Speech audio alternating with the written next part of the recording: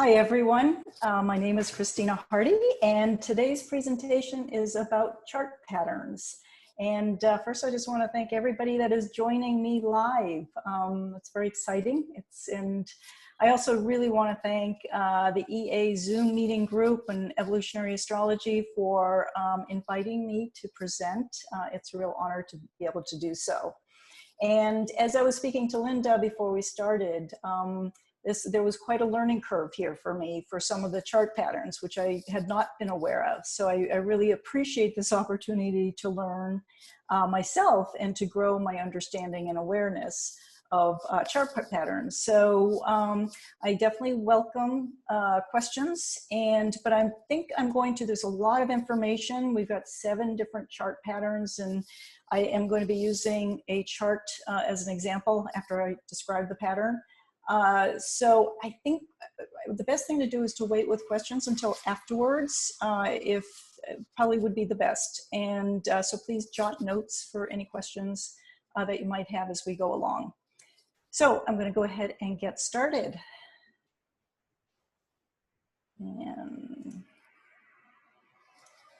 So first, I would like to speak to the sources that I used to learn about many of these chart patterns. And so the sources that I used, these are all the sources that I used. Planetary Patterns and High Focus Planets by Lance Carter. Horoscope Symbols by Robert Hand. You'll hear his voice sprinkled throughout here. Aspects in Astrology by Sue Tompkins.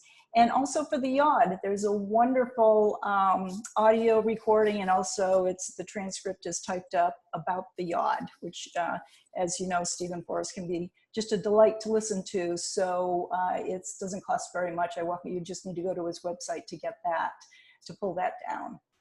I also really would like to thank my core teachers that have served as the foundation for astrology and evolutionary astrology in general. First, it was Richard Tarnas, where I studied under him from 1995 to 2002 at the California Institute of Integral Studies. And that was absolutely a delight to be a part of that community and to be within a larger community who are constantly talking astrology. That was part of the language of the Institute, or at least the program that I was in. And then also, I was introduced to evolutionary astrology as it was kind of a surprise by Patricia Walsh. I went to her to learn past life hypnotherapy called the deep memory process. And she is an evolutionary astrologer. And so I had read her book, Understanding Karmic Complexes, prior to starting the program, and that's where I got introduced to evolutionary astrology. And then, lo and behold, Kim Marie Weimer was part of the training group that I was part of. She was one of the facilitators there, and that's where I got introduced to Kim Marie Weimer. And soon after, I actually got certified in the deep memory process. I decided to launch into the evolutionary astrology certification program. And I can't remember when I started that, but it's been a while, since 2014. That's when I started it. So it's been wonderful, to say the least. I got certified coming up to about a year ago now. And I love the continuous learning and the expansion of my own consciousness as I learn. So I hope that this presentation is very helpful for all of you. I hope you learn a number of new things, as I did. So chart patterns, the patterns formed by the planets in the heavens bear a meaningful correspondence to the patterns in one's life. As astrologers, we all know that, no surprise. But the one thing I want to add here is that learning the language of the heavens is learning not only the archetypal nature of the planets themselves, but also learning the meaning of the patterns found in the relationship of the planets to one another. So it's a both and. Now, this is just a real quick summary of some real basic notes that I want to take care of right up front. With chart patterns, the general rule of thumb is that you do include any of the 4 angles, as well as the nodal axis. That was a running question I had the whole time when I was studying and reading, and eventually ran into Stephen Forrest giving that as the bottom line, that yes, you can use the 4 angles as well as the nodal axis to create a pattern.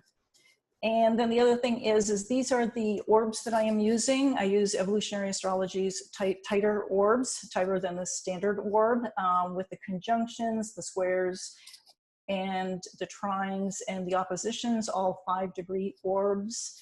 And then the sextile, about 3 degrees, quincunx, or inconjunct 3.5 degrees. And I also use the Placidus house system for the charts in this presentation. So beginning with the stellium, that is a powerhouse. These planets are packed together. The ideal stellium is a conjunction between 3 or 4 planets in the same sign or house, but multiple conjunctions can occur, of course, across signs and houses. So as you see here, excuse me, this conjunction is all in the first house. And this is, just so you know too, this is how I'm going to be starting all the different chart patterns that I talk about. I'm going to show the actual visual and then give the description afterwards. And then we will be talking, I'll be giving an example of each as we go along. So as conjunctions are dynamic in nature versus passive, and due to the high degree of concentrated planets found in a stellium, it indicates people with strong personal power. And we will be using Robert Johnson as an example, a very good example of this. The planets are motivated to take action in order to resolve the differing energies. This can be either as an asset or a detriment, depending upon the soul's level of maturity. The stellium demands that the individual put out sufficient effort to make the better qualities of the planets to rise to the surface. So how does one advise a client or friend to work with the differing energies within the stellium? What's his name? Lance Carter. He spoke about in the stellium, there's the leading planet. And if you're not aware of that, the leading planet in a stellium or any kind of configuration is the planet that is rising above the horizon, or let me back up, that rises above the horizon first. Okay, so in this planetary configuration, the red planet here would be the first one to rise. So this would be considered the leading planet, and the last one would be considered the trailing planet. So basically the leading planet pulls together the team of planets to have more pulling power and increased stamina. And this is Lance Carter's words here. So the leading planet is an inspiring influence for the client and a motivating drive that one should put in motion in order to achieve anything of value in life. All right. The leading planet reveals how you can achieve your potential, and it is the dedicated effort you need to take the lead. Okay. So regardless, I'll be using the chart example. Well, I have a chart example later. Actually, I've got 2 chart examples now with the stellium, and I'll be showing how to find the leading planet in that. But that's a powerhouse of a planet in a stellium, which in itself is a powerful chart configuration. So when working with clients or with yourself, it's always very helpful to look at the archetypes of the leading planet to help, like I said, to pull the team of the other planets together, so that if the client is being torn between the variety of the archetypes of the different planets that are conjunct one another. Okay. The leading planet reveals how you can achieve your potential, and it is the dedicated effort you need to take the lead.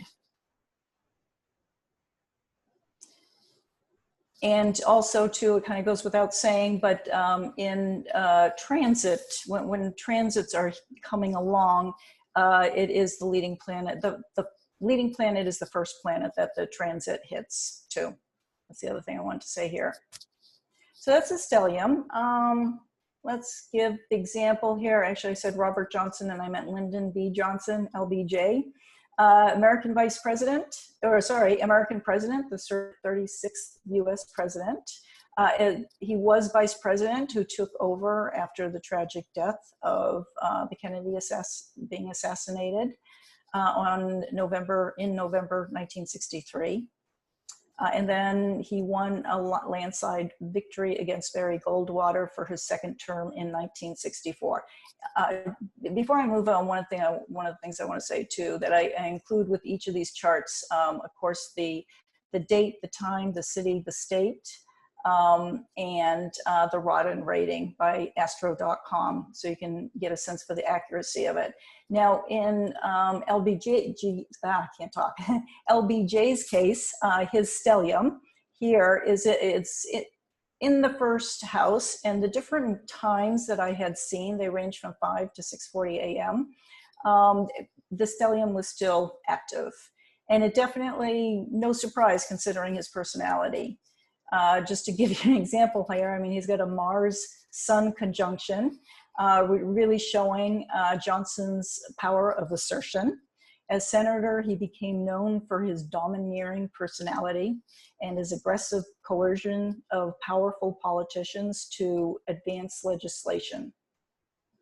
While the Moon-Mercury conjunction right here really shows his compassion that he has. He also has the Neptune-Venus conjunction up here too in Cancer, which reinforces the compassion, which may be account for why he strongly advocated for civil rights and the Great Society, a program designed to fight poverty and racism in the country.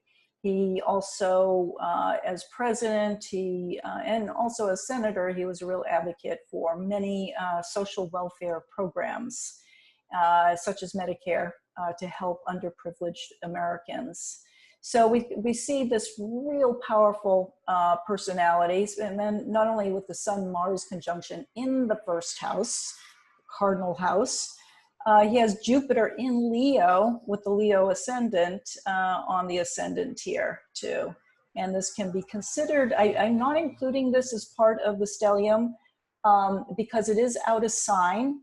And it's 6 degrees, so it's more than 5 degrees. However, if he were my client, and I was talking to him, and also knowing his personality, it's probably a part of the stellium. There's no question that there's an influence here. Certainly the Jupiter in Leo with his huge personality that he had, and the huge influence that he had too.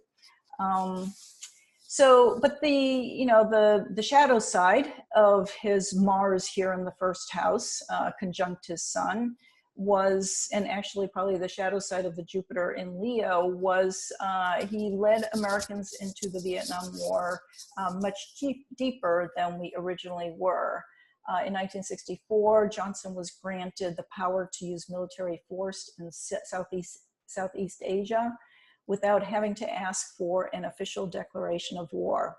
While Johnson was in office, the number of American military personnel in Vietnam increased dramatically from 16,000 advisors in non-combat roles in 1963 to 525,000 in 1967, many of whom were in combat roles. That's a huge increase just in a few years. American casualties soared, as we know, and the peace process stagnated. So the shadow side of a stellium and the power pack, it being powerfully packed like this is, and certainly the shadow side of Jupiter in Leo is pride. I suspect that it was, one of the reasons why he wasn't willing to let go of the war and to step back, even though there was plenty of evidence that it was not, a peace was not going to be attained, and more people were dying, was because of his pride. So that's Lyndon Johnson and the stellium right there. Actually, I am including Jupiter there. It's obvious. So moving on to the next chart pattern. There we are.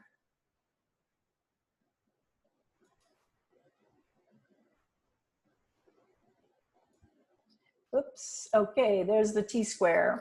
So with the T-Squ, as many of you may know, is that there is, it's not showing up, 2 oppositions. Interesting. my pattern is not showing up. Let me just move this along. It'll show up in the next, there we go. Okay, so with the T-square, we have there are 3 planets that we're working with. 2 planets in opposition at 180 degrees from one another. The third is in a square at 90 degrees to the 2 planets. And it's at the midpoint of the opposition, okay? So now, as you know, many people have, will have, numerous T-squares. I think most charts that we work with will have one, maybe not all, but it's certainly, there's a lot of stress. Let me back up here because I don't really want to show 2 T-squares yet. There's a lot of stress in the T-square because of the, every time I click, sorry, that's not working. I gotta stop clicking. Okay, so we have the opposition here. And then the planet that's in square to the opposition to the other 2 planets, it's at the midpoint in an ideal T-square of the planetary opposition. And this gives a lot of tension to the dynamic itself. So T-squares are basically, essentially very dynamic. And as I was saying, a number of clients, a number of people will have a T-square as well as other T-squares. So the opposition will have planets both in, let's say, in this, in cardinal houses, but in the same modality, whether it's cardinal, fixed, or mutable, but different elements, okay? Fire, earth, or air, water. In this case, well, we don't know because we don't know what the signs are. And again, the third planet is at 90 degrees and will be in a different element. So there seems to be an intensity to individuals with T-squares and gram crosses as well that is lacking in other types of chart patterns. As we're talking about here, T-squares are high energy aspects like all squares and oppositions, and they require some care in handling. The tension gives considerable energy that the client can use to guide the archetypes for higher purposes. If one lets the stressful energies take control, they can result in unfortunate events. Usually they are events over which one feels one has no control. Yeah, it's kind of like one is bouncing around like a billiard ball by life itself, when in the reality is that it's the individual who is unconsciously not taking responsibility for the events in their lives. In other words, not taking control of the events in their lives. Suppressing the energies and the behaviors that arise out of them can also produce tremendous stress and consequently unpleasant events. So with the T-square, one way to not deal with it is to go unconscious and blame everybody and everything around one for the stressors in one's life. And then the other is to suppress it. Either way, there are going to be negative manifestations. Now in a T-square, it is the apex planet, in other words, the planet squaring each planet in the opposition, right there, which reveals the motivating desires and the real needs of the soul and where to focus the energy. So if you have a client who has a T-square or multiple T-squares, it's always good to look to the apex planet to guide them on how to resolve the tension in the T-square. The client may have to deal with problems and challenges that end up structuring their schedule. In other words, it feels like they are not in control, but it also gives the soul the real focus to be motivated to show up and resolve the difficulties. It can give the inner desire to fulfill one's responsibilities with courage and resolve, okay? So it's in many ways, as we know, I think a number of evolutionary astrologers feel this way, is having the tension of squares is actually beneficial because it does help us to focus, it does help us to move and make things happen. But being guided, understanding the archetypal energies is very important as well, so we can guide the archetypes or work with them to bring them to their higher level of functioning. Okay. So with T-squares too, just one last thing that I want to say about this, it's as if there's a tremendous energy just lurking below the surface and waiting to be released. And eventually it usually is. One way or the other it will be. Hopefully in a positive way, but regardless it will be released, and in ways that can be very constructive. Much depends, of course, on the planets involved and the maturity of the individual involved.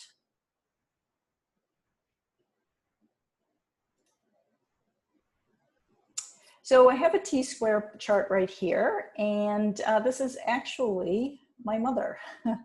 So she has agreed. I don't know if she's on this call, but I told her we probably wouldn't have time to discuss it very much. But of course, I know my mother's story. And so she's got a very powerful T-square here. I couldn't not use it once I realized, oh yeah, Pluto is at the apex point of this T-square. That is really something. But not only does she have Pluto at the apex point of this T-square, okay, so there's Jupiter opposite this actual stellium here. She has a stellium in Aries, Moon, Sun, Mars, and Uranus.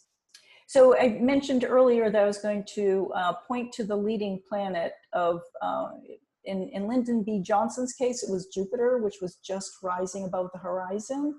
And in my mother's case, the leading planet here is the Moon, which actually, because this is the leading planet, that the first planet of the stellium that rose above the eastern horizon. Now it's of course setting here, but it's still leading the way. And Uranus is the trailing planet. And so it is interesting too that Jupiter in opposition to this is closest to the Moon as well. So Pluto as an apex planet is the driving force behind her T-square. Okay, and as we know, it represents the soul and the unconscious side of the soul. So that Pluto's evolutionary lesson with its placement in the 10th house indicates that she needs to establish her individuality and authority within a culture, 10th house, and in the home, Pluto in Cancer. She's part of the Pluto in Cancer generation.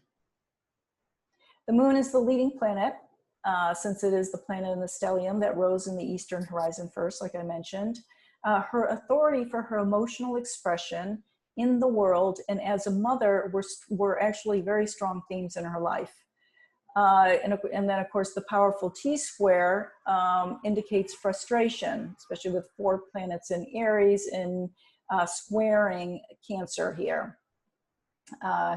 And especially squaring Pluto, which could, represents authority and power. One second here. So there can be a lot of sort of the tension being experienced as struggle with authority. And this actually did begin in her early childhood when she developed scarlet fever as a young child, and she was very, very sick.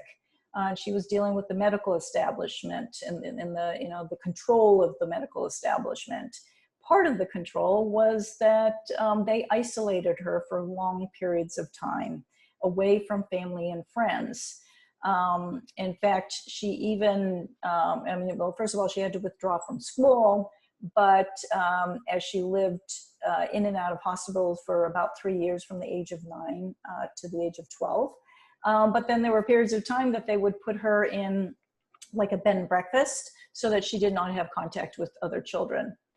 So she also developed meningitis at 14 years of age. Once again, taken out of school and moved to a bed and breakfast, excuse me, so as to not have contact with other children. Okay. Later, at the age of 17, the doctor sent my mother to Switzerland, and this was common in Europe. I forgot to mention that my mother was born and raised in Sweden. So it was common in Europe when someone was sick a lot to send them to the Swiss Alps because there was a real strong belief that the fresh air would really help to heal them. And so they sent her to Switzerland. There was a good friend of the family's that she got to stay with. She was at the age of 17 at this point. And in fact, the fresh mountain air did help to clear her illness. And it is here that my mother became physically strong. She got really active in skiing and walking in the Alps, and she got quite very strong and healthy, which really created the foundation for the rest of her life, for a strong, healthy life in this lifetime. She tells me that at the age of 21, this is when she really felt like she was in charge of her life for the first time. Pluto in the 10th house. She made a conscious decision that she would create a family life for herself and family, and she would never be sick again. And in fact, she is very incredibly energetic and strong. I can't keep up with her. I am an Aries myself, but she's got a lot more fire in her than I do. But I think the Pluto here, which is very significant, is really has really taught her how to take control of her life, and she learned that from at a young age. So okay, that's a bit of that there. And then whoops, that's not what I wanted to do. So there's some more I wanted to say this about. She also oh yeah, the one other thing that I want to say about the stellium too in Aries is that it gave her a real strong survival instinct, in order to live. Even though with Pluto squaring that, she actually developed anorexia when she was a teenager. And this was her way of gaining control of her life. This was, as a child, it makes sense that having been kind of given over to the medical system for much of her later childhood and teenage years, that anorexia was really the only place that she could have control. So she developed anorexia, but then of course, having gone to Switzerland and getting to feel healthy again in control of her life, that she outgrew the anorexia. Okay. So I've kind of filled all this in to show the Pluto polarity point actually creates a grand cross, which I will be talking about next here. And this adds the classic tension between the conditionings of society and family expectations, between family and society, 4th, 10th house. My mother once told me that her greatest fear had been to not be considered a good mother, Pluto in Cancer, by others, which, Pluto in 10th house, very sensitive to the opinion of other people. So then we also have the other part of this the tension here with Jupiter in Libra in the 1st house, in opposition to all these Aries planets. So this is the self-other axis here. And of course, Jupiter in Libra is the classic people pleaser. And then the tension of her independence, her freedom, developing her will, which, as you see here, she's got a balsamic phase, new moon, and then Mars, just barely new phase to her sun. In the stellium here. So that's really just a very intense Aries energy for her independence or freedom in relationships, and yet pleasing others and creating peace and harmony between self and others. Now, in the relationship dynamic, my mother got married. She actually met my father in Switzerland, and they fell in love and got married, and she moved to the United States, and they started their family here in the United States. And within a year or two, and I was the firstborn, and then I have 2 brothers that came after me. But after 14 years of marriage, about 14 years, I'm not sure exactly how many years it was. I was 12 years old at the time, so I think it was about 14. My father told my mother that he wanted a divorce from her. And it was because he had fallen in love with another woman. And this was quite a shock to her. She had no clue. Actually, it was a shock to the whole family, her parents, his parents, the whole family system. And I just want to point out here, she has Uranus and Aries in the 8th house. So in her life, she's had a number of different shocks that really surprisingly, you know, popped into her awareness, 8th house kind of material. So but in typical Aries fashion, and this was really, you know, this was a pattern that she just naturally did throughout her whole life, was she just picked up, oh, well, first of all, one other thing I just want to mention too, at about that same time, our house caught on fire. And so it didn't quite burn down to the ground, but it pretty much destroyed the whole house. It wasn't so much the fire, but it was a lot of the water that destroyed the house and the things in the house. And that was definitely at that time an indication to my mother that something really needed to change. So she asked me and my brothers if we would be willing to move to Sweden. And of course, being young kids, well, me being 12, I was totally delighted at the idea, and my brothers were as well. And so, and the reason why she felt the instinct to go back to Sweden, not only were her parents there and her siblings, but she also she didn't know if she was American or Swedish. She didn't really know where her home, Pluto and Cancer, was. And then Pluto polarity point also in the 4th house. And she really needed to find out, so that she was, especially now that she was no longer bound by marriage. So she upped and moved me and my 2 brothers to Sweden. We took the boat across, and she established a home there. And even after having spent her time in the United States as a, stay-at-home mother, she got a job as a secretary in an advertising agency and started a professional career.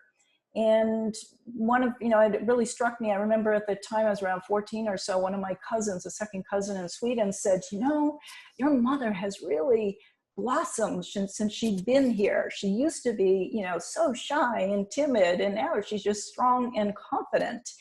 And I was really struck by that, because I never, of course, thought of my mother as shy and timid, but to the outer world, she was very shy. You know, the Jupiter and Libra here, very accommodating and shy, but she really got to develop her Aries nature by taking the initiative and moving to Sweden. And of course, in very Plutonic fashion, kind of redeveloping her life, starting a new life, recreating a new life, a new family life well, it is actually her home country. But then after 4 years, she asked us kids, she said, you know, I've decided that I really am more American than I am Swedish. And would you all be interested in moving back to the United States? And we all enthusiastically said, yes, sure, that sounds great. Of course, it wasn't quite as simple as that, but pretty much that's what it was. So once again, she uprooted herself on her initiative and sold the condo, came to the United States, bought a house in the suburbs of Massachusetts, we lived in the suburbs of Massachusetts before we moved to Sweden. This was a different suburb, a different town. And she recreated her life there, back in the United States, and got a job I think it was first as a secretary, but then she got involved in retail and really enjoyed that, and really got involved with that. So, you know, she developed her life in the United States as a single mother with 3 kids, you know, 3 growing teenagers. And then she fell in love about actually 6 months after we came to the United States. I think that's what it was. And they fell head over heels in love with each other. He was from Canada, but an American citizen. And they decided to quit their jobs, both of them. They were both working in Wellesley, Massachusetts, and start a business up in Freedom, New Hampshire, way out in the middle of nowhere, a small town of 500 people. They bought a store and decided that they were going to run the store in this tiny little town in Freedom, New Hampshire, up in the White Mountains, if anybody knows about that. And so they spent a couple of years doing that, working 7 days a week, pretty much 365 days a year. And then they, you know, after 2 years, they realized that they had absolutely no time for themselves. So they uprooted themselves again and moved back to Massachusetts.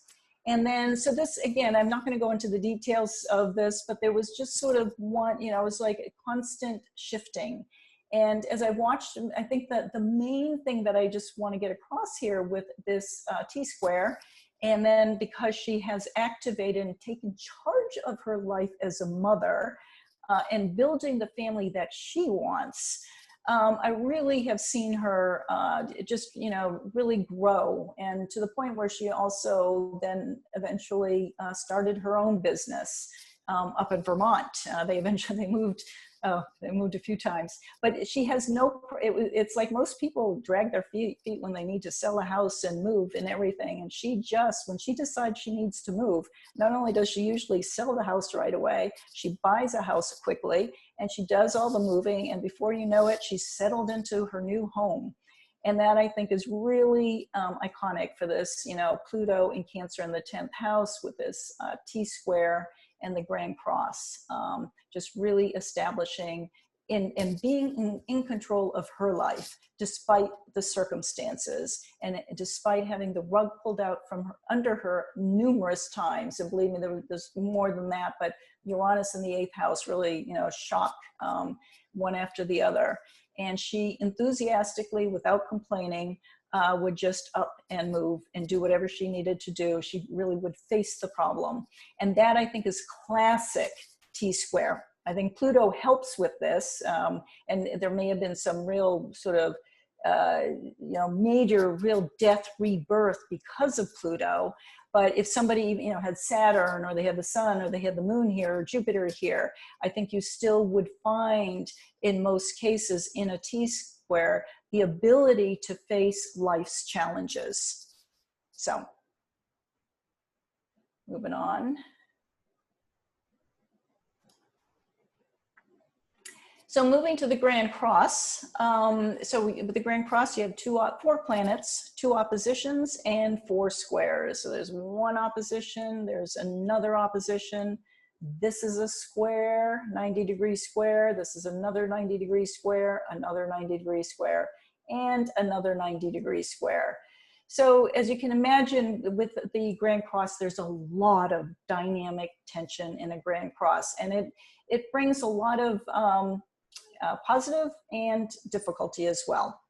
So I'm referring now to what's his name? Robert Hand. Why am I afraid? Yeah, Robert Hand. I got this information from him, and I think it might help for some of you who are musically inclined, which I can't say that I am at all, but I did find it very interesting because I'm quite visually oriented. And I can't say I totally understand all this, but I think for those of you are musically inclined and familiar and were raised, you know, playing an instrument or a guitar of some instrument anyway, and understand music, I think this will make sense. So I definitely wanted to include this. So here he's talking about, well, first of all, just to say, when we are speaking about planetary relationships, we are speaking not only about the archetypes involved, but we are also talking about energy. Energy creates waves. And to understand the dynamism in a Grand Cross, it is helpful to understand the interaction of the waves between the oppositions and the squares. So here is a visual of a plucked guitar string, which I got from Robert Hand's book.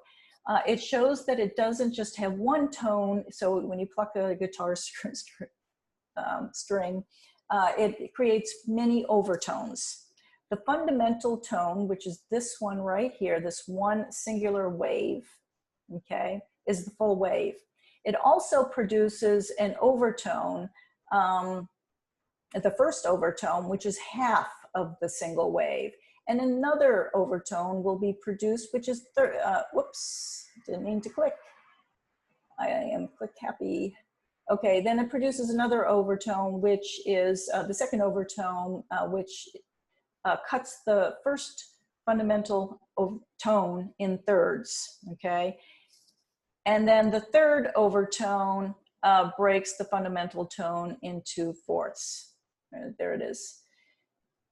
And so on, okay? So the opposition is 1/2 the wavelength of a conjunction. So think of two planets together, and then you bring those planets apart into an opposition.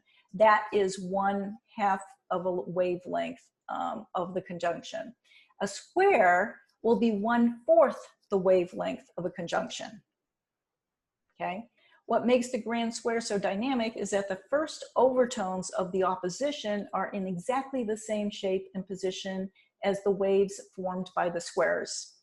In other words, the peaks and troughs of the opposition's first overtone will be in exactly the same position as the peaks and troughs of the squares. Thus, peaks will reinforce peaks and troughs will reinforce troughs. And aspects arranged in such a way will just intensify one another. Okay, so but if you have a square where Robert Hand is very clear about this. He uses very tight orbs, like 1.5 degrees. But even, you know, but what he was saying too, if you have a grand square and they are not 1.5 degrees, if they're more than 1.5 degrees, then it doesn't have quite the same effect. Okay. I'm going to talk more about that in a minute once I move this along here. Okay, I guess I'm not going to, I didn't have any more on that.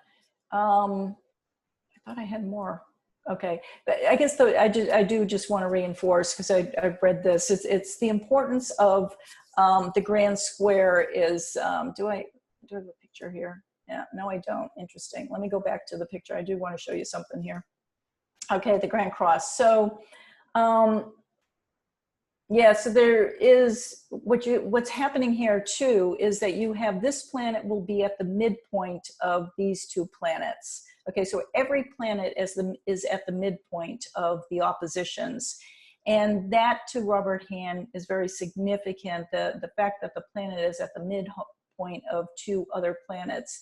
And to him, that's why it's so important that the orb be like no more than 1.5 degrees. Other people use wider orbs, but he thinks, you know, to get that pure resonance and reinforcement, to have it 1.5 degrees and less makes for a very powerful grand square. And if it's off of that, it's not going to be quite as impactful to the soul in question. So every grand cross or grand square is going to be in one of the modalities. And I'm going to talk about each of the modalities here because this is how, when we work with clients, we can advise a client on how to bring the grand cross to a higher energy level or a higher manifestation. Okay. So there's the cardinal cross, the fixed cross, and the mutable cross. And I'm going to talk about the pros and cons of each. So cardinal oppositions and squares tend to produce conflict, which revolves mainly around the nitty-gritty issues of personal family life. How to go directly for what one wants for oneself, Aries, and yet meet the needs of one's partner and one's own need for partnership. You saw this with my mother with the Aries Libra opposition there. In addition, there is the need to carve out a place in society. Okay, that's the 10th house, Capricorn, Cardinal aspect, and also be able to make time for the emotional and domestic and family life, Cancer.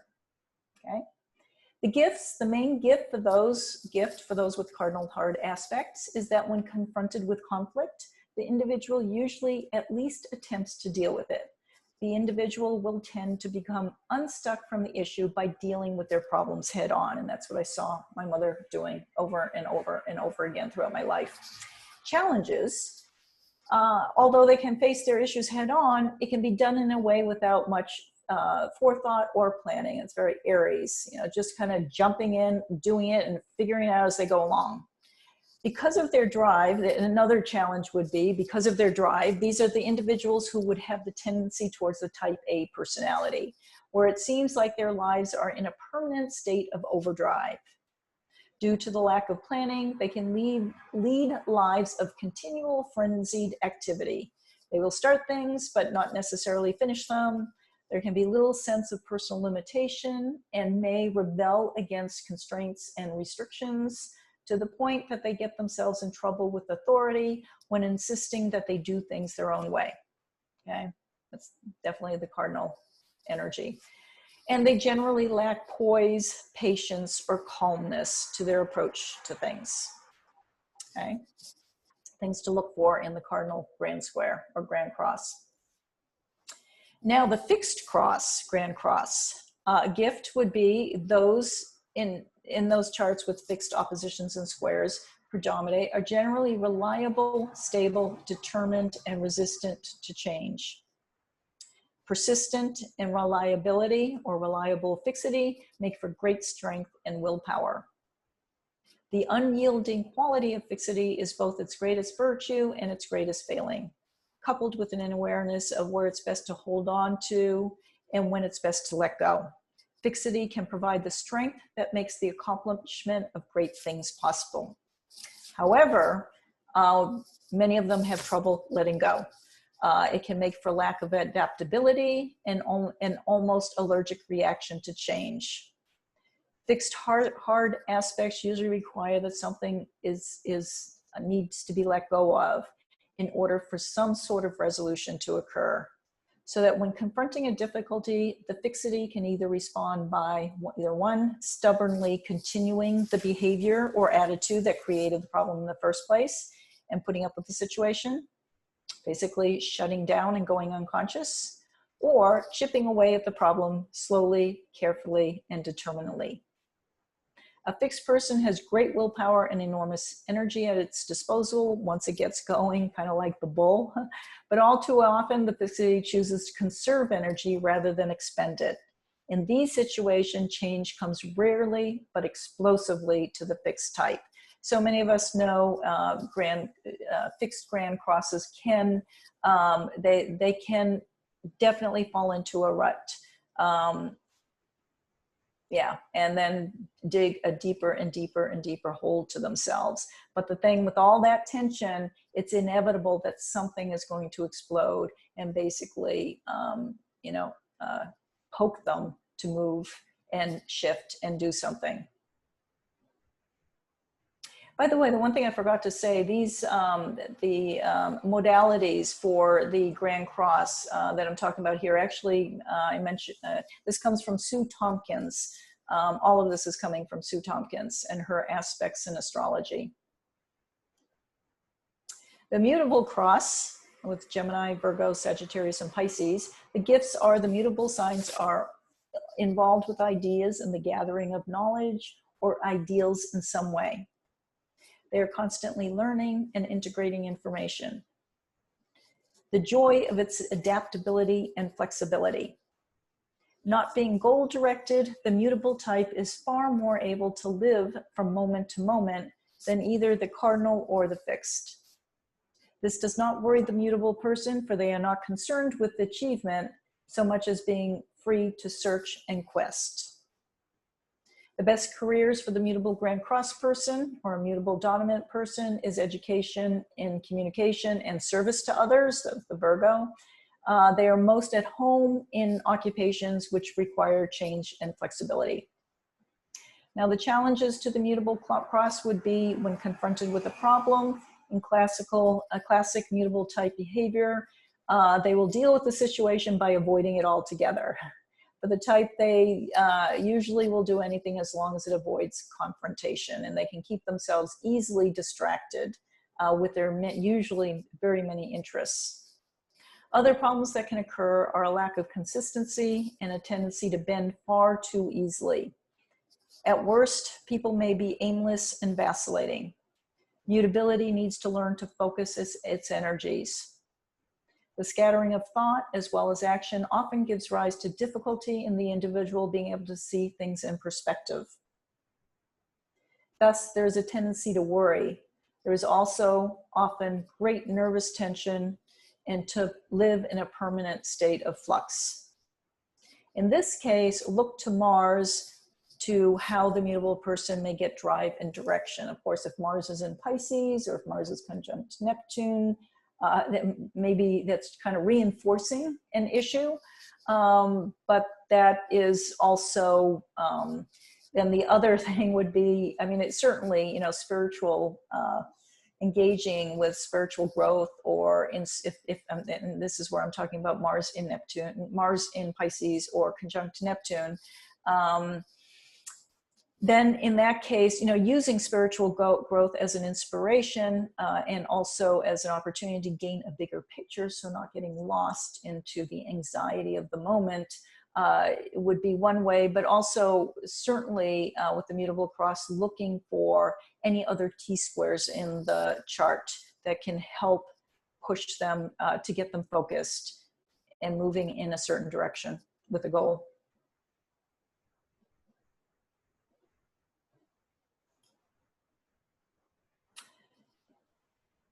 So, I wonder what happened to, oh, interesting.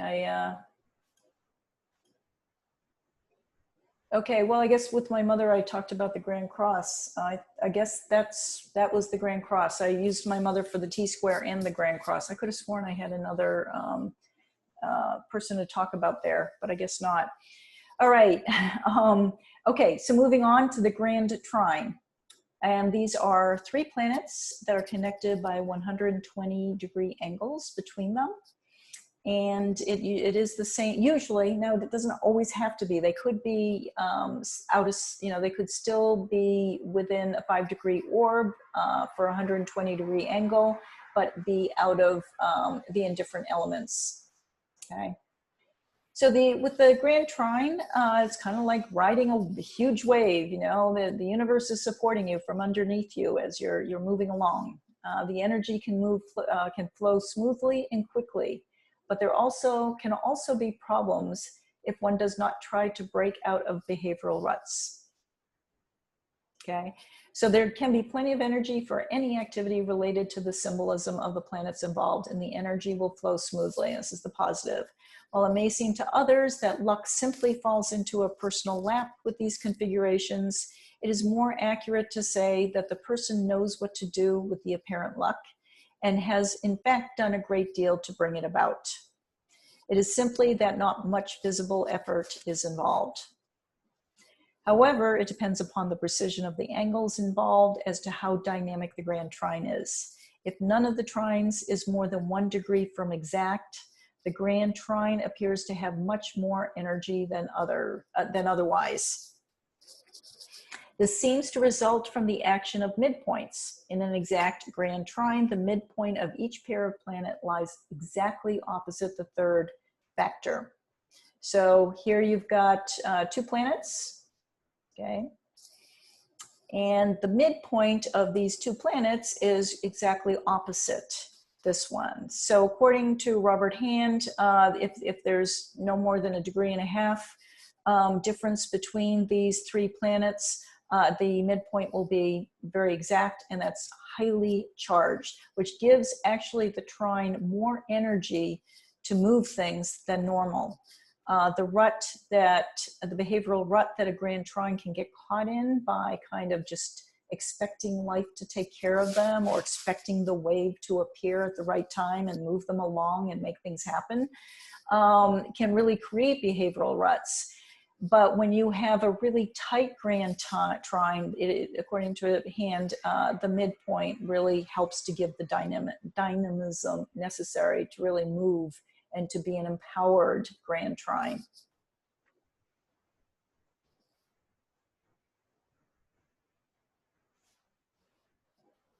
The challenges, according to Hand, Grand Trines that are somewhat out of orb he finds to be more static and more likely to produce difficulties arising from the individual's extreme passivity or inactivity.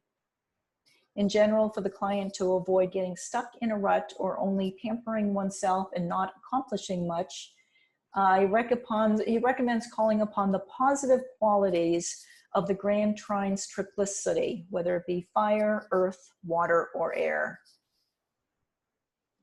But if one of the planets in the Grand Trine is also an apex planet of a T-square, this can also help the client focus on what needs to be done.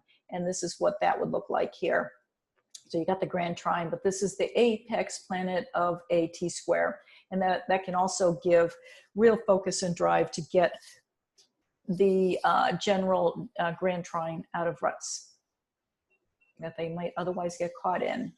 Now, moving to when working with clients who have Grand Trines and who are not expressing their the Grand Trine in a positive way, in a way that really helps and support their evolutionary intention and or helps to empower them, then it's where we call upon the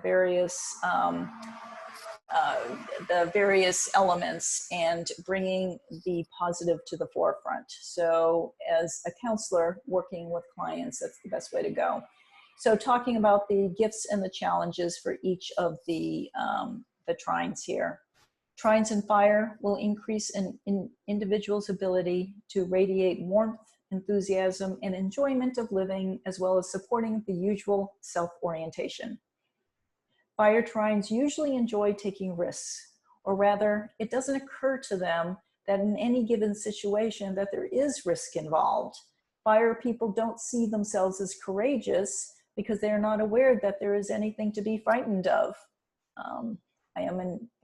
I am a sun in Aries myself, and when I was younger, of course this has changed as I've with life's experiences, but I used to just dive into things and do things people thought were absolutely crazy.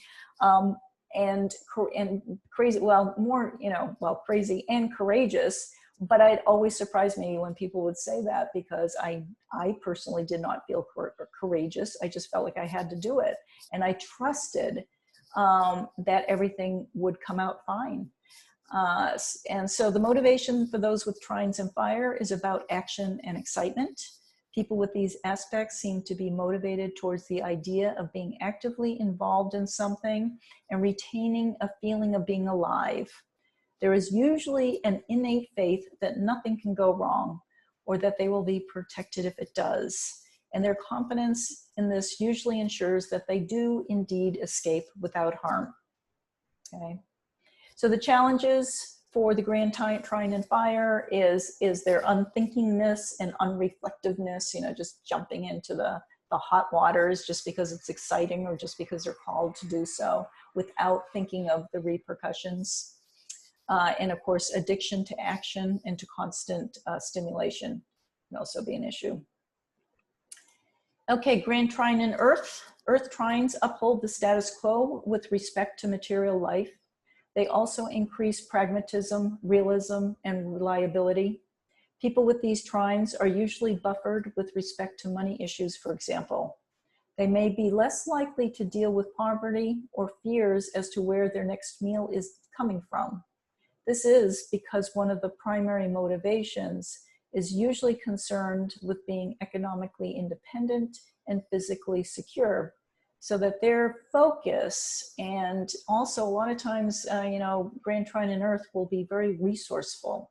They're good with here in time and space and on planet Earth, and knowing how to work with the material world. So the Earth Grand Trine person may well be talented at or motivated towards actually producing something in the material world. There is an understanding of money and a generally realistic and practical approach to living in the material world. They are also usually at home with their body and with the real world. They know that when they are hungry and how to feed and look after themselves and others. And again, yeah, they tend to be very resourceful. The challenges: disliking change combined with the stubbornness such that there is lethargy that comes out of not wanting to change or defending the status quo, eventually potentially leading to depression. Assuming that their material comforts will be taken care of instead of putting in the effort to providing security for the future. And materialistically focused for self-serving purposes. And finally, the Grand Trine in air. Did we do water? No, we didn't do water. So nope, we've got water after this too. So the gifts of the Grand Trine in air would be, they tend to enjoy learning situations and are motivated by the notion of lots of mental stimulation. This does not necessarily mean that they may be learned, studious, or intellectual. They may not have degrees or certificates to show for it. It's just that they feel more confident about their ability to process information and ideas. These people certainly enjoy learning. Air feels at home with and adept in a wide range of social situations. By themselves, air trines do not improve intellectual gifts, but they certainly do increase interest and curiosity.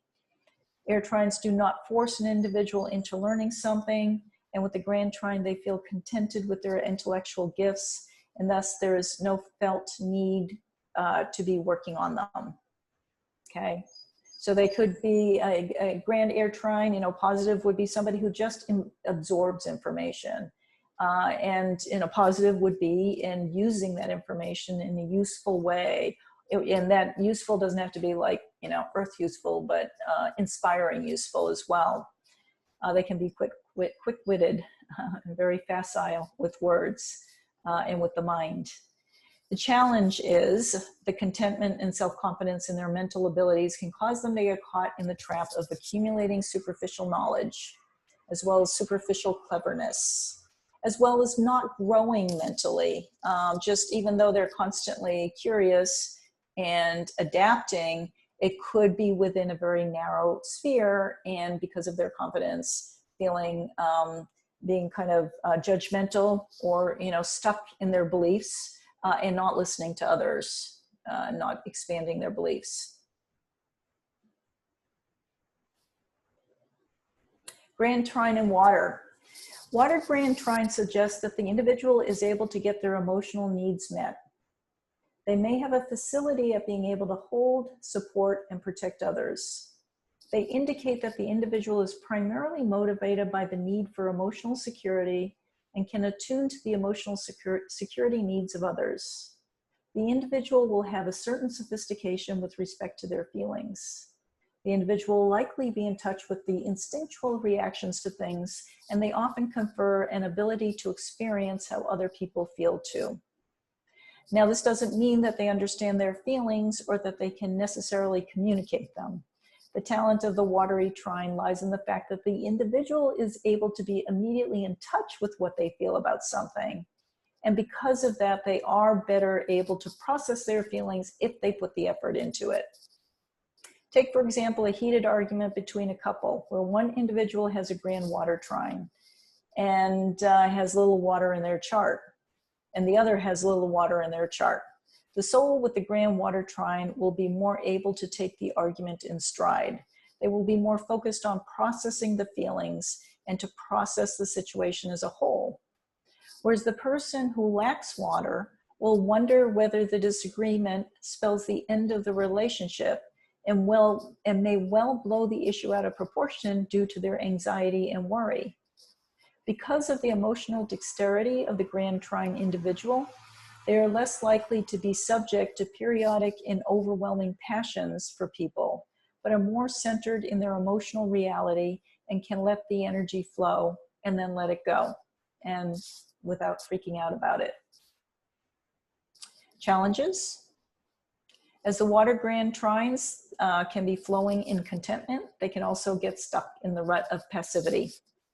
If they're not able to process feelings, if they go unconscious and stuff their feelings, they can easily get caught up in addictions as an outlet, such as drugs, alcohol, power, sex, or the media. Here is, so right now what I'm doing is I'm looking at Sri Aurobindo here. He has a grand trine. Actually, he has 3 grand trines in his chart. And two of them are fire.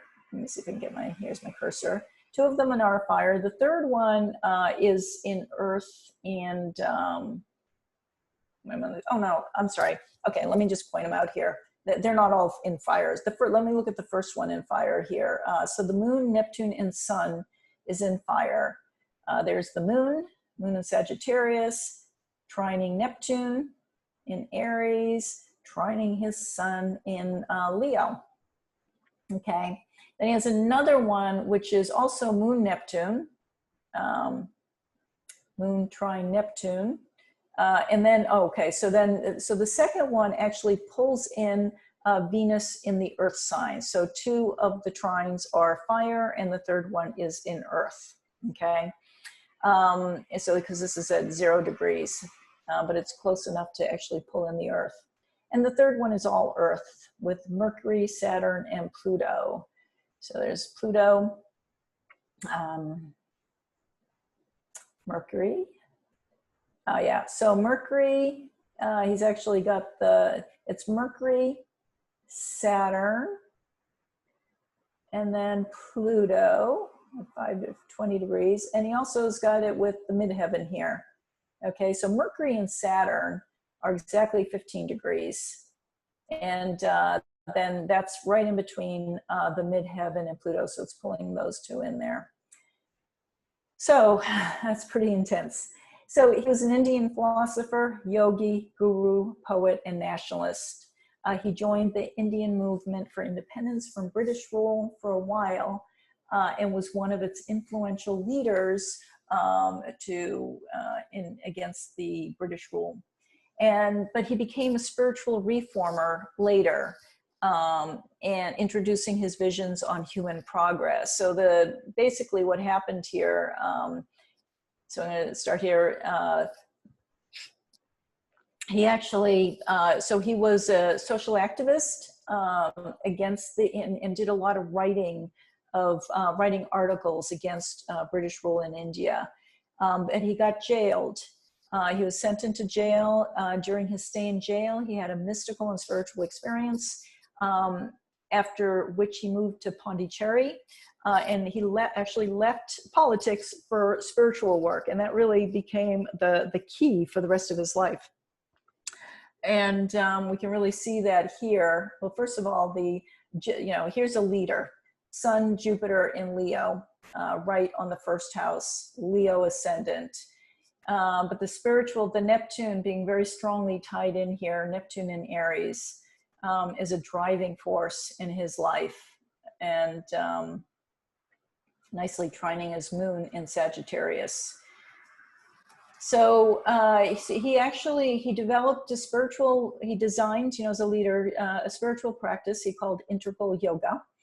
The central theme of his vision was the evolution of human life into a divine life. You may know he had written the Life Divine, where he really brings the philosophical, theoretical aspects of integral yoga. And then he also has the Synthesis of Yoga, which is a practical guide on how to, and this was a real driving force for him, was how to integrate the spiritual in a very practical way, into, from above, the divinity into our physical beingness through integral yoga and in our everyday reality on Earth. So we see all the Virgo here tied to the Neptune in Aries. And he developed an ashram in Pondicherry, I believe it was, and which is still very powerfully going here. And I became aware of him because the California Institute of Integral Studies in San Francisco was actually, back in the early 50s, there was so the spiritual expert who came from India to the United States and actually developed an institute of integral yoga to bring Sri Aurobindo's work to the United States. And that institute actually blossomed over time since the 50s and is still going strong today. But the whole philosophy or mission behind the institute is integrating the Eastern philosophical traditions with the Western philosophical traditions, Eastern psychology with Western psychology. And that actually evolved into the North and the South as well, true integration and holism of one's being. So he's been a strong influence actually in my life as well as many people's lives. And you can really see his leadership abilities here. The fact that he has 3 grand trines, he was able to accomplish a lot in his lifetime. The next chart pattern here is the Kite. The Kite is a grand trine with 1 planet in opposition Okay, so there's your grand trine. You can probably see that. And then, yep, oh, my thing's stuck here. And then we have the opposition, which creates sextiles to two of the planets. Okay, so the one planet that is sextiling two planets, actually this one here is the top of the kite, and the planet opposite is the tail. So you see the kite pattern here. So as you can imagine, the fact that there is an opposition here does bring a dynamism to the grand trine. And then we have the two sextiles, which also brings inspiration and energy to the grand trine. But according to Hand, he says that he suspects that really one needs more than one opposition for there really to be enough energy to prevent rigid patterns from forming. And it would be easier with more oppositions to break out of any existing ones. So what he is saying is when you're working with clients, the best thing to do is to look for other squares and oppositions in the chart as a way to guide them if they are stuck in a rut, even if they have a kite. If this is not if this opposition is not enough with the top of the kite here and the tail, then looking to other squares to bring more energy and focus to the client. The Dalai Lama has a grand trine, has a kite pattern. So what you'll see, it's right here. So we have the grand trine in water with Saturn in Pisces, which is at the tail actually, opposite Neptune conjunct the moon in Virgo, okay? And then this is trine Jupiter in Scorpio, and then he's got his sun in Cancer, so we have the grand trine here. And then the opposition, like I said, Saturn opposite Neptune moon, and then these are sextiling. Neptune moon is sextiling his sun in Cancer and sextiling Jupiter in Scorpio. So there's a lot of water here. Yeah. So in addition to this, he actually has two T-squares. So as you can imagine, the Dalai Lama, actually let me read the top here to set the stage. His Holiness, the 14th Dalai Lama of Tibet, Tibetan supreme spiritual ruler of his country, who is in exile. Some 6 million Tibetans believe him to be the reborn soul of Buddha of compassion. Now, if anything, he does have two T-squares in this chart. So, which does add the dynamism that Hand was talking about.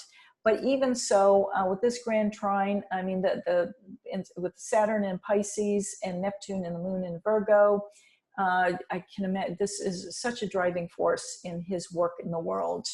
And of course, we see, the sun in Cancer, and then Pluto in Cancer in the first house, conjunct the south node, north node axis here. So he, as I know many of you know this, but just to frame this, he has not had an easy life. Although chosen as the reborn soul of the Buddha of compassion as a very young child, he was separated from his family, moon in Cancer in the first house, conjunct south node, probably repeating previous past life patterns. But he was given a spiritual education but then the country was invaded by Chinese communists in 1950. And so as a 15-year-old boy, he was given political and religious authority under very, very difficult circumstances. So first he is kind of ripped away from his home in order to be trained as a spiritual leader.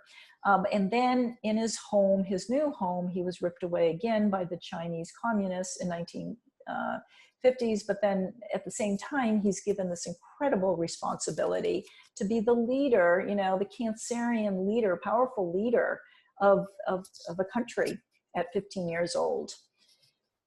The Chinese claim they came to liberate Tibet when they invaded Tibet, but of course that is so not true. They threatened his life, so he had to leave, and he left Tibet with a few close advisors and a few family members. He flew to India in 1959. So as a result of the Chinese occupation, more than 1 million people had died, some 80,000 have fled the country, and some 6,000 Buddhist monasteries have been destroyed. To the Chinese, he is such a formidable figure, Pluto in Cancer in the first house, that people in Tibet are forbidden to carry or even display his likeness. Okay. So the loss of his personal home as a young child, and then as a teenager, and then being responsible for a country, and the country basically, I don't want to say being destroyed, but with millions of people dying and fleeing, and Buddhist monasteries being destroyed, that must have weighed heavily upon him. And but what we also see here too is that because of that, because he was forced from his, the beautiful home in the Tibetan mountains, it actually helped to spread the Tibetan vision into the world. In particular, the vision of compassion for all beings, this, Neptune moon opposite Saturn and Pisces. So he was able to seed or disseminate the seed of awareness throughout the world because the power of this individual and because of his ability to take spiritual responsibility and expand it and release it into the world. And now Tibetan Buddhism is there are tens of thousands of people practicing, following the philosophy of Tibetan Buddhism and practicing the spiritual practices as well. So let's see, there was something else I wanted to say about this. Did I have a note here on that? Yeah. Okay, I guess that was the point that I wanted to make. And oh, where was it? I remember seeing this. So I'm probably not going to be able to pull it in now. I forgot to write this, but he does have a very important point of dissemination. Pluto, okay, the Pluto polarity point being conjunct close to the North Node in Capricorn, taking responsibility, spiritual responsibility. Saturn is the rulership. And in the travel, the expansion, and then nicely trining Jupiter and Scorpio, basically transforming the world by seeding the Tibetan philosophy and practices into the world.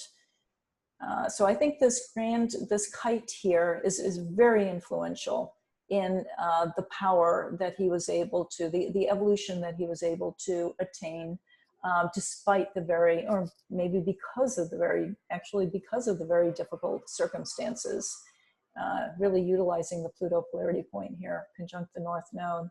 There's so much more to this, but I just don't have time to dive into it. It would be fun to do though sometime. So I'm going to move on here and talk about the Yod, also called the finger of God or finger of fate. So the Yod is, you need to have 1 sextile and 2 quincunxes in order to have a Yod. So you got the 3 planets. Well, you could have planets conjunct here, but 3 core planets.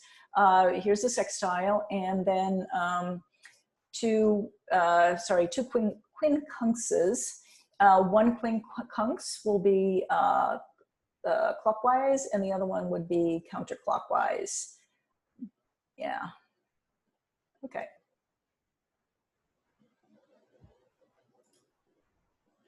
So the finger of fate, as the name suggests, indicates an underlying theme in one's life that is constant and relatively non-changing. The 2 planets sextile one another, and they do have their midpoint directly on the 3rd planet, okay?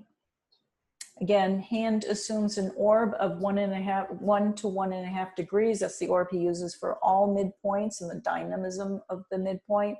Stephen Forrest gives 2.5 degrees. The direct midpoint configuration gives the yod a dynamic quality. This tension can signify crises in which the energies have to be faced directly and specific courses of action taken in order for the energies to work out positively. Thus, the yod contains the germ of its own resolution in a way that simple quincunxes do not. Okay, I'm going to talk a little bit more about quincunxes here. According to Jeffrey Green, as many of us know, they can create some form of crises for the purpose of inducing mental analysis of what needs to be adjusted within the individual in order to establish his or her purpose within the framework of the social environment. So we have, the Virgo. So I placed the tip of the yod here, the finger of the yod here on the ascendant. The sextile, the planets fall between the 6th house and the 8th house, which is, the quincunxes or the inconjuncts, another word, the 150 degree aspects here. 6th house is self-analysis, sort of stepping back, the yin quality of stepping back, analyzing, going inward to adjust with humility to make the changes necessary prior to entering into the social world, 7th house, social reality. Okay, quincunxes really stretch one to become more than what one currently is. There can, when you, with the quincunxes, it's kind of like, I remember when I was first learning astrology decades ago, my first teacher actually had mentioned quincunxes or inconjuncts as it's like someone, behind you, not directly behind you, not directly to the side of you, and an angle behind you and poking you or needling you. It's like you're constantly feeling the energy and you're being pushed and you're being prodded. You're being asked to expand, but you can't actually directly see it or directly engage with it. Now, Jeffrey Green talks about the Virgo quincunx in conjunct the first 150 degrees as, the constant adjustments, internal adjustments needed in order to basically purify the ego, detoxify the ego, prior to entering into social reality or as part of social reality. And then this quincunx here, landing in the 8th house naturally, it's also, it brings the scorpionic, plutonic, deeper attachments that must be completely transformed in order to evolve. Something at the core of those attachments must be released, must be let go of, and this can create tremendous insecurity when let go of, to the point where one feels like one's going to die, because of the intensity of the vulnerability of it. So back to what I was saying here, according to Jeffrey Green, quincunxes can create some form of crises in order to induce mental analysis of what needs to be adjusted within the individual in order to establish his or her purpose within the framework of the social environment. And the Virgo side is personal self-humility, and the Scorpio side is social humility. So one can have the rug pulled out from underneath one by someone else in society if one isn't paying attention or doing the adjustments necessary to grow. So that is the yod. Now this planet gives the focus. It gives the sense of the finger of faith. Now, moving on to, actually, before I move on, let me see if there's anything else here I want to say. Yeah, actually, the sextile energy, this is according to Stephen Forrest, the sextile energy wants to make things happen. It's hard to say exactly what that something is or what that something will be, but there's a sense of opportunity and explosiveness in the sextile dynamic. Okay, that's the natural, the first 60 degrees that one sees in the 360 degree cycle. The planet in the yod is at the midpoint of the sextile, so it gives a natural focus at that midpoint. The engine of the sextile wants to express at the apex point, this is the apex point right here, the configuration is even kind of shaped like an arrow or a rocket. So here's the focus point. Okay, so if someone's getting caught up into, you know, the Virgo, blame, or I'm not good enough, or guilt, I'm not ready, when working with a client, it really helps to have them focus on the archetypes of the focal point here, the apex point. Okay. The apex point carries with it a sense of special destiny. Again, this is Stephen Forrest. It gives the focus, and not only the focus, but narrow discipline and determination, in addition to the sense of carrying some destiny into the larger community.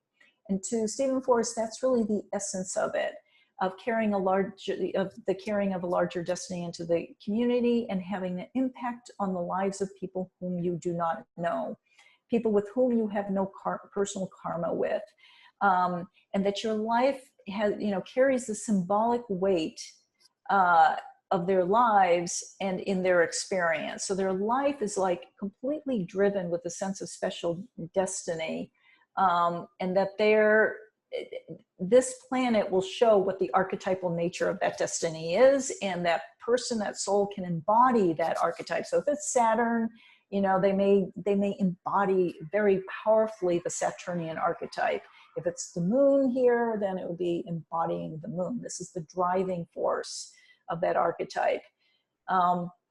They are here to contribute something to the world, to the community, to others other than one's personal family. It's bigger than themselves. And again, it's that special destiny of the yod.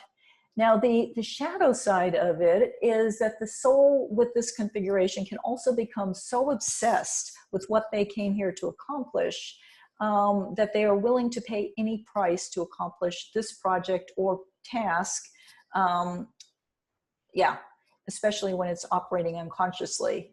So it can actually be very dangerous energy because it is so powerful. So if it's done unconsciously and the person is just kind of powerhousing through their life, you know, with this sense of inflated, egoic, you know, that they're here to accomplish something, and come hell or high water, they're going to do it, and nobody can stand in their way, and they end up harming a lot of people or running roughshod over many people. People, their loved ones, their family members, or so on. There's an obsessiveness that can come about because of this yod. So this is it's a tricky, sensitive point. Either it can be used very powerfully in a positive way or very powerfully in a negative way. Okay. So basically, but in a positive way, the apex point, when you're working with a client, defines the nature of the great project and the behavioral expression of the archetypes that are built in the spirit of the yod. The sextile, the archetypes of the sextile support the apex point.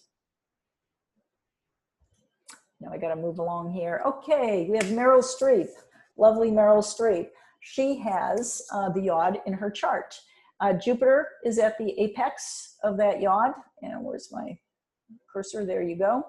You can see it right here. So there's Jupiter powerhousing this through, which is a very Jupiterian type, in a kind of in a humble way. But so there's in conjunct to Saturn, very tight, and then in conjunct to tight, I mean 0 degrees here, or within minutes, to her Uranus-Sun conjunction. Okay, and then these two, of course, are sextile one another. She's a phenomenal woman. We can see with the Sun-Uranus conjunction the brilliance of who she is. I'll just give a little brief here on her. For those of you who don't know, she's an American actress, the most esteemed actress of her generation, receiving an unprecedented 21 Oscar nominations for her outstanding performances in films and winning 3 of them. An Emmy Award winner for her role in the 1979 TV miniseries Holocaust. For stage work, she has won many awards. And she's also been given a star in the Hollywood Walk of Fame. She has also received 31 Golden Globe nominations. I mean, there's so much here that I did not include because that list would be so long. She has, as an actress, she has demonstrated an early ability to mimic accents and to quickly memorize her lines. She also had an amazing ability to adopt a wide variety of roles, and she has played a huge wide variety of roles, and she continues to do so. In addition to having Jupiter as the apex planet, in other words, actually, which gives abundance and blessings. Actually, in 1987, she was the highest paid actress at $4 million a film. She has the exact Sun-Uranus conjunction, which is an indication of her extraordinary focus, of talent, and ability to play almost any role on stage or screen. Jupiter in Aquarius, the sign of the collective, and in the 6th house reinforces the whole yod theme of a soul who is here to serve the collective through embodying the archetypal nature of the social times. And Jupiter is retrograde, pointing to her Leo. Let me just point this out here. So you see, pointing to her Leo ascendant. And of course, this is directly, her midpoint between the Sun, Uranus, and Saturn. So her Leo ascendant is, she's lived a very Leo type of life, at the top of the screen, being an actress in plays and so on. She loves acting, play, and being center stage, very Leo. She's unpretentious in her great talent. And the Jupiter in the 6th house, I think could be an indicator of that. So there's more obviously about her, but this, I think she's a good example of an excellent yod dynamic here, and expressed in a very positive type of way. And finally, the last chart, the mystic rectangle. Interesting here, the mystic rectangle. 4 planets with 2 pairs of oppositions. So there's one opposition and there's the other opposition. Whoops-a-daisy. I gotta learn not to click on the screens. So the 2 oppositions, and then the planets at the end of each opposition are sextile and trine one another. So this would be a trine, this would be a sextile, a trine, a sextile, and then the oppositions at the center. It's called mystic inspiration. And the person that I am use as a quick chart here, so I can wrap this up here, is Roberto I realize I'm not going to be able to pronounce his last name, Assagioli, if you may. Excuse me if I'm mispronouncing that. He was an Italian psychiatrist, founder of psychosynthesis, which included both psychoanalysis and the wisdom of spiritual traditions. He has made major inroads in the field of psychology and psychiatry and bringing the spiritual into it. The mystic rectangle is an aspect pattern that is considered mystical. And it is said that this is what has prompted him to seek the esoteric path. Plus, actually, you may see this, it kind of pops out. He has a grand square here as well. So as a young medical student, a real brief bio here to reinforce this theme here and his spiritual esoteric nature. So as a young medical student in 1910, Assagioli introduced Sigmund Freud's discoveries to his professors in Florence. Okay. He simultaneously appreciated the benefits of the radical new approach of Freud, known as psychoanalysis, and laid the foundation also for a critique of its limitations. Assagioli observed that psychoanalysis neglected the higher aspects of human nature. Assagioli took key principles from esoteric spiritual approaches, especially the work of Alice Bailey, and put them in a psychological context. Although he didn't exactly explicitly state their part in his work, his purpose was to create a scientific approach that embraced the whole person, including creativity, will, joy, and wisdom, as well as impulses and drives, the ego, the psychoanalytical impulses and drives. He wanted this integrative approach to be practical in helping people live better and more fully. He was known for his personal goodness, patient understanding of coworkers, students, and clients, his wisdom and selfless compassion in service to others. So here you see Jupiter in Sagittarius. Oops. Oh, good.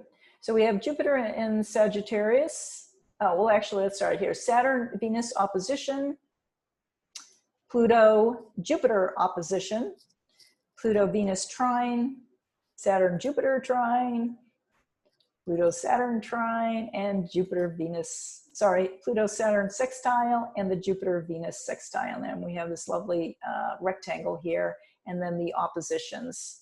And behind the scenes, you can see the grand cross there as well.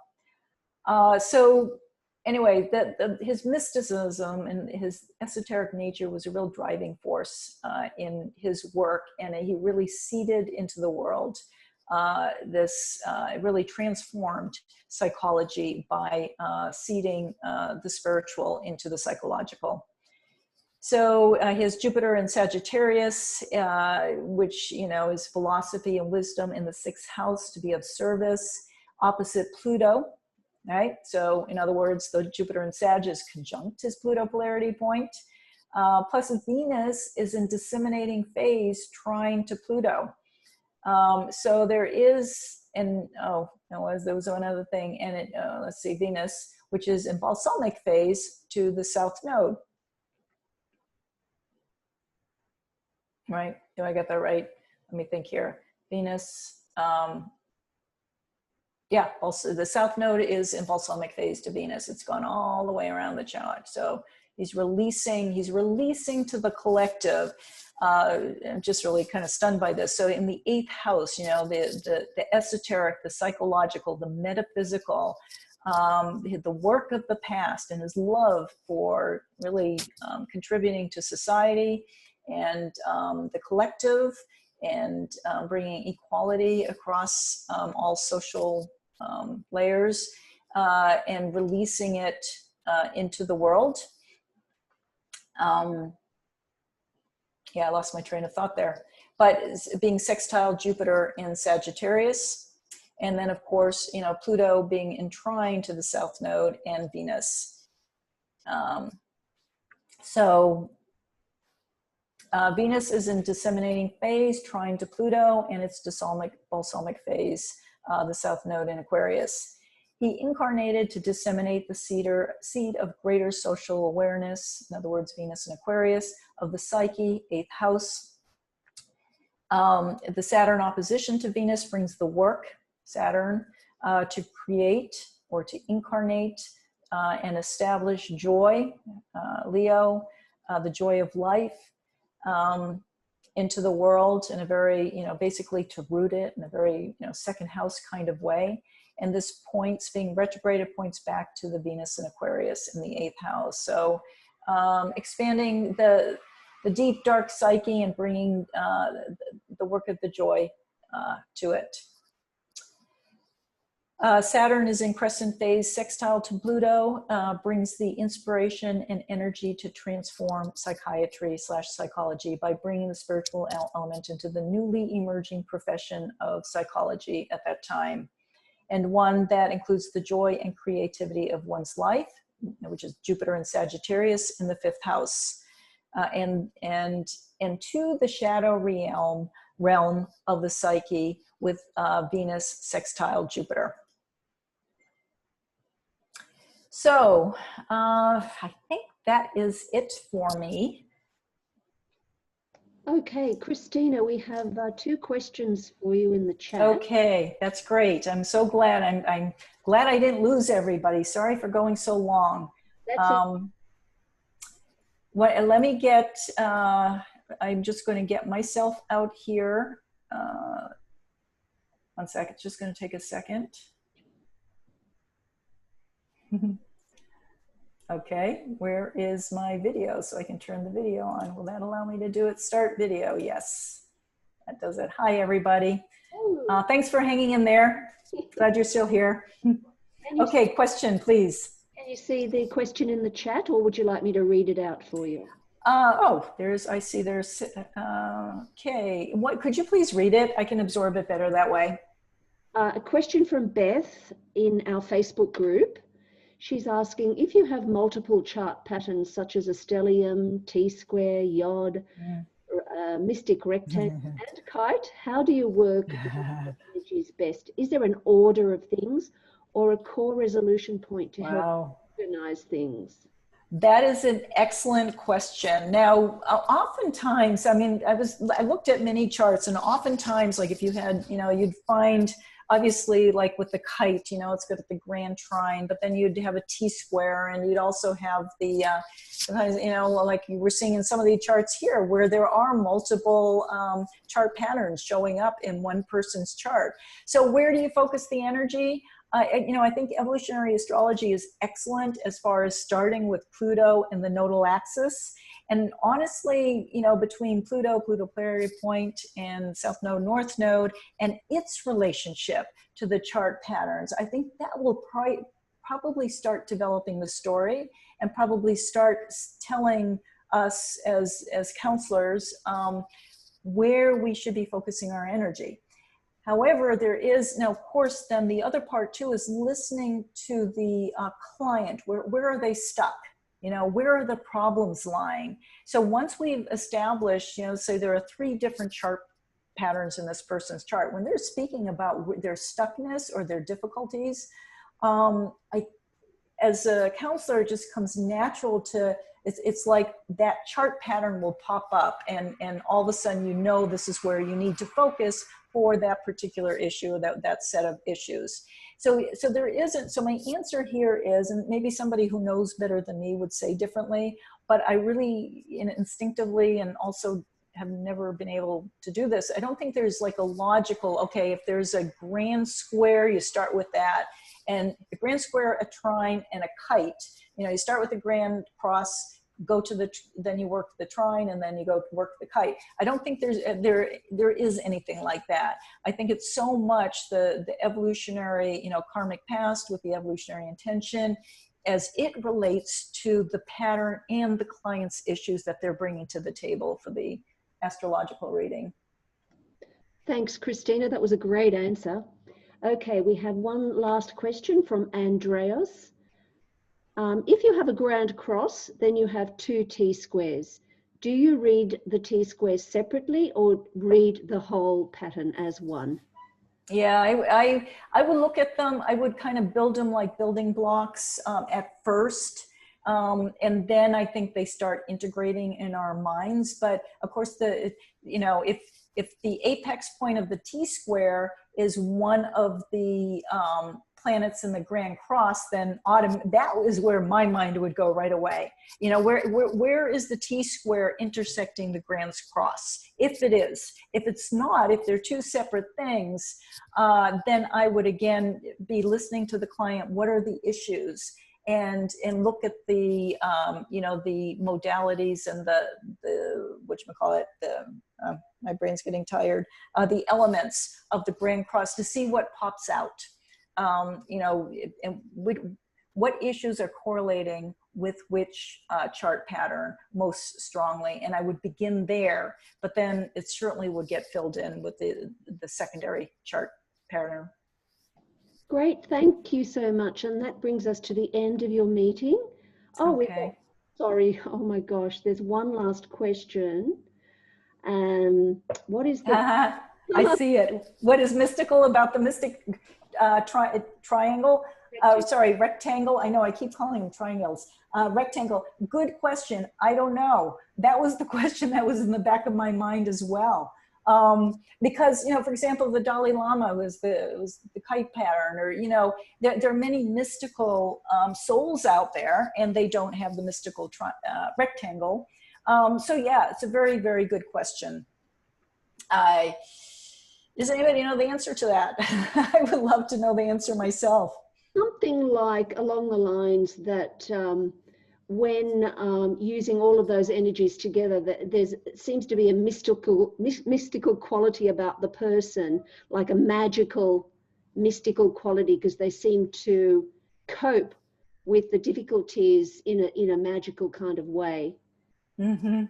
Yeah. And yeah, because you've got the trines, you've got the sextiles, and you got the oppositions. You've got, you know, a lot of really powerful patterns, you know, dynamics going there. So yeah, so maybe maybe it's the interface. So, or what you're saying, Linda, is the interface of those. It raises the energy level into a mystical kind of component. Yeah, that's cool. I would. It would be great to, you know, as we move forward and work with clients and see those clients with the mystical rectangles, to see how they are spiritualizing their life or bringing the mystical into their lives. Yeah. Okay, that now does bring us to the end of your meeting. Thank you so much, Christina. Okay. Thank you. Thank you, everybody. Thanks for being here. Would everyone now unmute and thank Christina Hardy? No. Okay. Yes, thank you. This was great. Thank you. And I see my mother's here. Hi, Mom. I'm glad you're here. Very interesting. Yes. Thank you. Thank you.